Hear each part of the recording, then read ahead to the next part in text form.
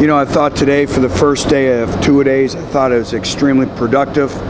Obviously, a lot of clock management situations in the morning, and then situational football and just playing overall football, driving the football today with the elements. Some of our special teams scrimmage got put aside for next week, but that is what it is. It's sudden change, so we move on.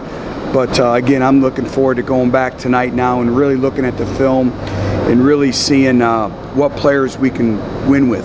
And you know, off the top of my head, you know, I think the big thing is we still had way too many missed tackles on offense. A lot of times, you know, we gave up a 98-yard touchdown run. We let the ball get outside our defense. We lost leverage, and those are game changers. And I thought Rajon Neal really ran with a purpose tonight. Liked his pad level. I thought he showed some burst and acceleration. And wide receiver-wise, we have to start catching the football. Way too many drops. I've said it is a drop ball in our offense is the equivalent to a turnover. We have to catch the football. You know, I thought our second team offensive line is really coming around. The one individual I'm really excited about right now is Dylan Wiseman. And he's physical, he's very intelligent, and he's playing himself right now into a rotation in our offensive line. And we've asked a lot of him as a true freshman, from playing center to playing guard, and he's playing with a high level of consistency right now. So I'll answer any questions you may have. That's one of those critical positions to have an offensive lineman, the 6th, 7th offensive lineman. That's one of the big things that you've identified with this camp, isn't it? Absolutely. You know, Matt Crowder continues to progress, and you know, Dylan Wiseman has done a great job. I tell you, Pear has done an unbelievable job. I said it. I think he's one of the most improved players we have in our football program. So you're starting to see some confidence come in that second group, which is great to see, but we still have a long way to go. But I'm very encouraged by what I see. 3 practices in about 30 hours, and you talked about the need for the sense of urgency. Did you get a sense that they understood that and grasped that today? They did after last night. Last night was not up to our standard of practice. Did not like anything about it. I didn't think we had much intensity. I didn't think we had much mental conditioning or toughness. And but I thought our players showed some resiliency today. You know, I knew the way they attacked the football field. I knew their demeanor at 7:30 a.m. this morning, the way they approached that team meeting, and then their demeanor, the way they took the field and stretched and walked through this morning. They had a purpose to them. And then I thought today they came out here and they had a purpose to them as well. And so I liked the leadership. I liked what I saw today, and everything is a learning lesson. You know, everything I keep saying with this football team, you can't assume anything. You have to make sure they understand anything and everything, and I thought that we took some strides today. Calf strain. And any idea how long? No, you know, it'll be day to day with him. Is Channing Piggott moved on? You know, right now Channing is weighing his options right now. Right now he wants to continue. He wants to have more of a role in playing football. And so, you know, we're helping him. We've met a few times, so he's weighing his options right now, possibly transferring to another school right now.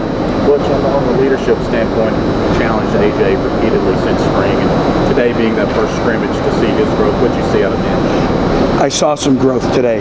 You know, I saw some excitement. I saw him trying to bring some other players along with him.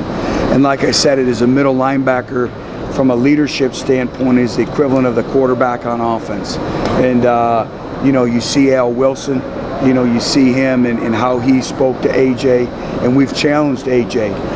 That's one of the skill sets he has to improve on, and I see him making strides, making progress in that area. Quarterbacks tonight, what would you see specifically out of those guys? You know, I thought they managed the offense extremely well. I'll know a little bit more when I watch the film, but I am starting to see a level of consistency. The area I don't like is our wide receiver core and the drop passes. Cannot happen. We have to get it corrected. There was a big hit that Randolph had on Marquez, I think, towards the end of the morning scrimmage. It was a great play, but it also, we were wondering, was that borderline targeting?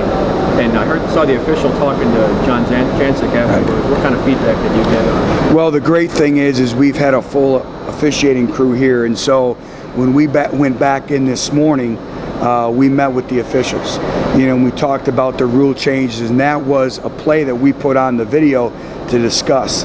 And it's the world of college football that we live in, and that would have been a penalty. And unfortunately, it was a young man trying to make a play with the ball in the air, and his helmet happened to get underneath above the shoulder pads, and they're going to call it. And it's a great teaching point because it was a 1-minute situation, and it was 4th down and 16. So it's an ejection from the game. It's a first down, and it changes obviously the complexion of the game and the game to come next week. And it's a point of emphasis. And again, Brian was just trying to play the ball in the air, but because where the contact occurred and it being a point of emphasis, and also the definition of a defenseless player, those plays are going to be called.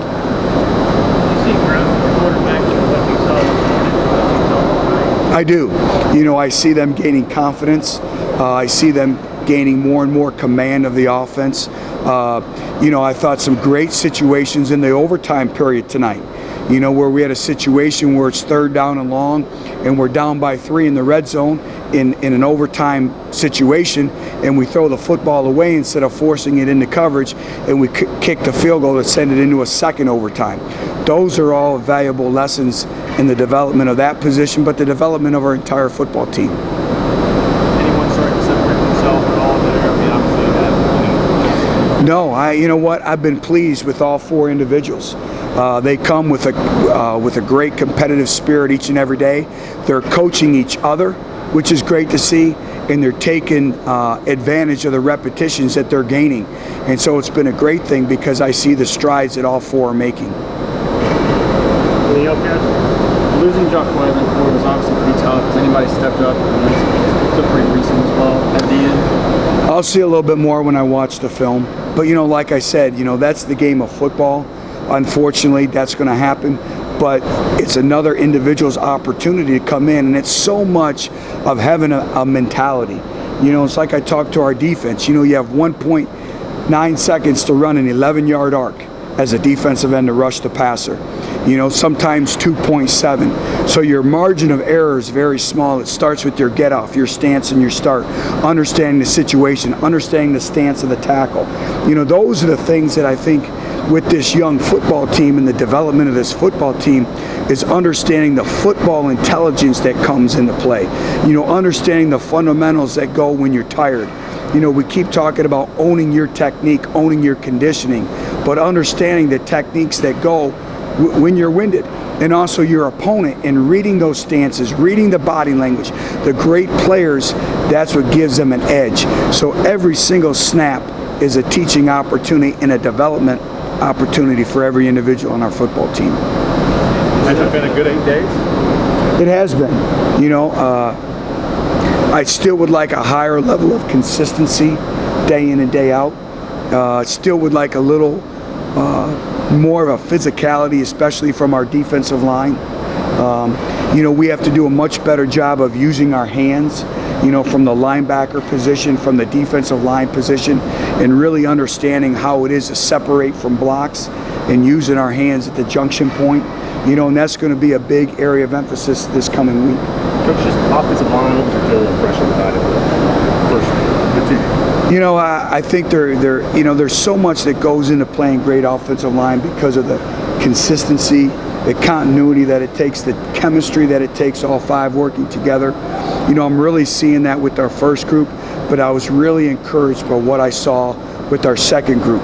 You guys weren't in here, but we took the ball with the second group, and from an offensive standpoint, we ran the ball 14 times in a row, and we finished it off with a touchdown.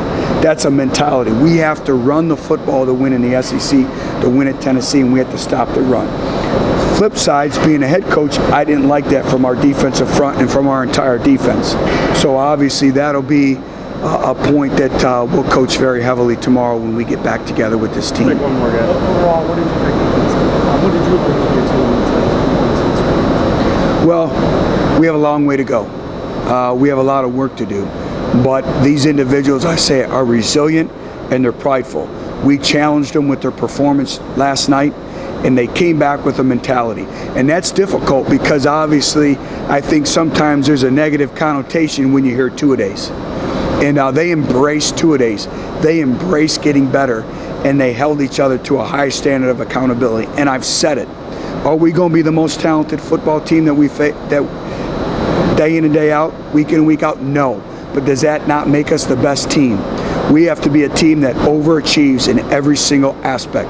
I've been a part of 2 championships in the last 2 years with teams that have been picked 4th and 5th in their football conferences. And I've seen it done. And this has to be a team that we overachieve, we hold each other accountable, and we get better each and every day. And we can't have the fundamental mistakes, pre-snap penalties, jumping off sides, personal foul penalties, and we have to play great special teams. Thanks, guys. Okay, thank you.